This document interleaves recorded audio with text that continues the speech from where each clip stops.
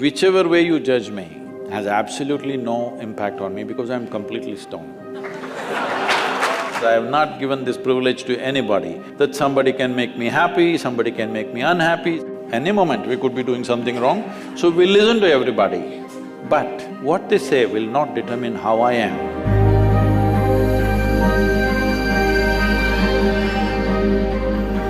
So Sadhguru, sometime back I happened to be in a situation where a friend of mine was drunk.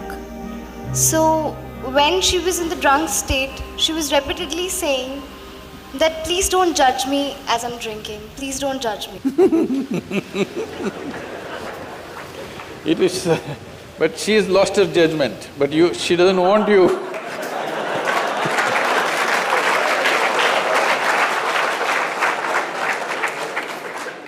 So my question is, whether it is alcohol or not, in life, why are we so apprehensive about being judged by others? And how can we not let this come on our way of being happy?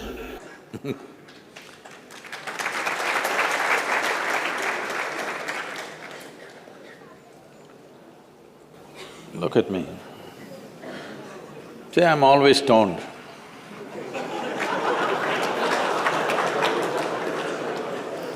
Never touched a substance, but always stoned. You can judge me whichever way you want.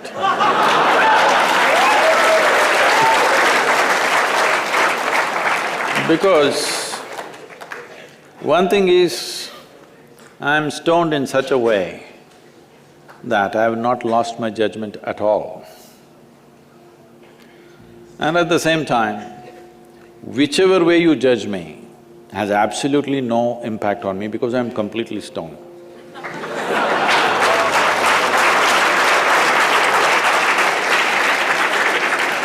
Having said that, why this consumption of alcohol and drugs is growing the way it's growing in the world is, this is because the heavens have been collapsing. Yes, I was in Bangalore just 3-4 weeks ago. There were over 8,000 people doing a 2-day program with me. And just casually I asked, how many of you think you will go to heaven? Only 5 hands went up. Then I asked, are you all the hell people? No, it's just that both heaven and hell have collapsed in people's minds. This is the first time in the history of humanity that this many people in the world can think for themselves. Otherwise, your priest, your mullah, your pandit or a book was thinking for you. The first time that so many people can think for themselves. Are they thinking right, thinking wrong? There are many issues about that. But they're thinking right, thinking wrong, but they're thinking.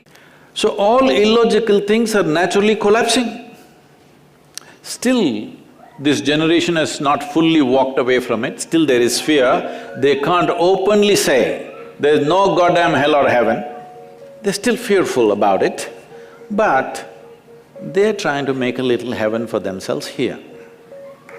So, hey, wait. So naturally, when they're not able to do it for themselves out of their own intelligence, they will fall back on chemicals. Today, just to take very affluent societies, because every society is aspiring to be like that, let's say you take United States, which is the most affluent nation on the planet right now. 70% of US population is on prescription medication. Another 30%, of course, buying it off the back streets.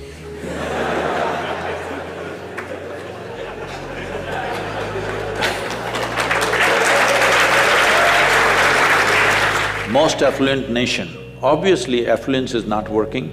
To be healthful, you need chemicals. To be joyful, you need chemicals. To be peaceful, you need chemicals. To be ecstatic, of course,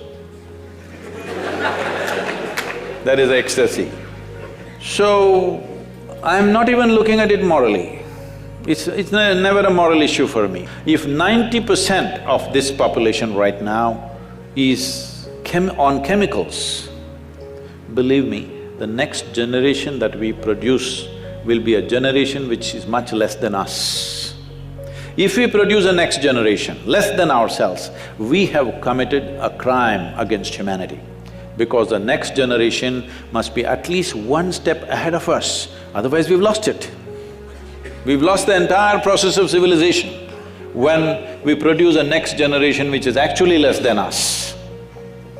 So, we are heading towards this rapidly unless we teach individual human beings how to simply sit here and be blissed out. Stoned enough or no? Just look at me. But am I conscious enough, alert enough, clear enough? If there was a way to intoxicate yourself without losing your judgment, without losing your awareness, without losing your intelligence, it's a great thing. Intoxication is a fantastic thing. Only problem is, it takes away your judgment, it takes away your intelligence, incapacitates you. That is the problem, isn't it? Is it true?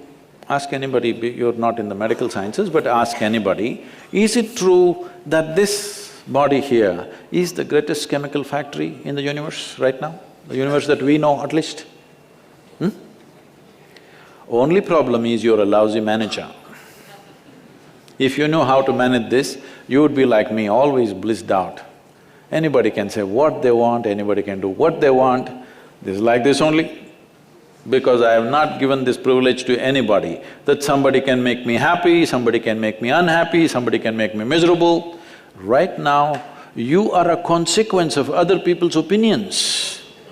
Where do you plan to go like this? Anybody can ruin you. You went outside, somebody told you, Shreya, you are the most wonderful human being we have seen.